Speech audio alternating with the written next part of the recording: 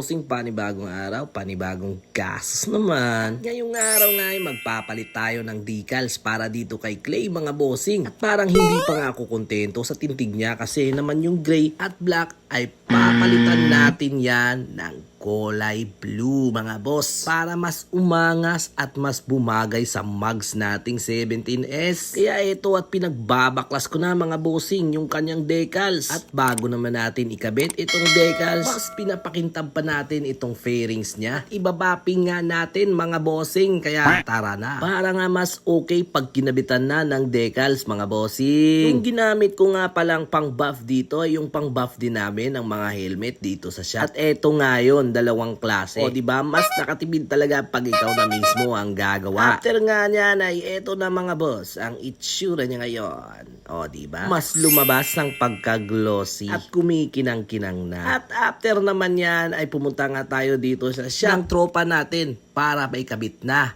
ang kulay blue na decals. At kung may pakakabit nga kayong mga decals katulad na lang ng tricycle, motor o kahit ano man yan, pwede din mga sasakyan, ay dito na kayo tumungo. At kung malapit kayo sa area ko ay alam nyo kung saan ito. Hanapin mo lang si Boss Jason at siguradong ikakabit niya ang sobrang kapit at sobrang solid sa iyong decals. Dahil nga transparent decals ito mga bossing ay hindi na ako yung kumabit. Dahil sobrang hirap nga ikabit ang transparent na decals. Lalong lalo na pag madumihin ang iyong kamay. Sigurado kapit yung mga dumi sa kamay mo papunta sa decals na ikakabit mo. Kaya dito na ako nagpakabit sa expert mga bossing. Simpleng decals lang nga ito at syempre naman ay meron tong talang tindig mga boss. At dito nga sa may bandang likod ay medyo mas mahaba at ayun medyo matatapos na din ang ating pagkabit ng ating mga decals. Sumasakit pa nga ang ulo ko kung ano ang mas magandang dis sa dalawang ito na ikakabit natin dito kay Clay. At eto na mga bossing ang tindigan niya ngayon.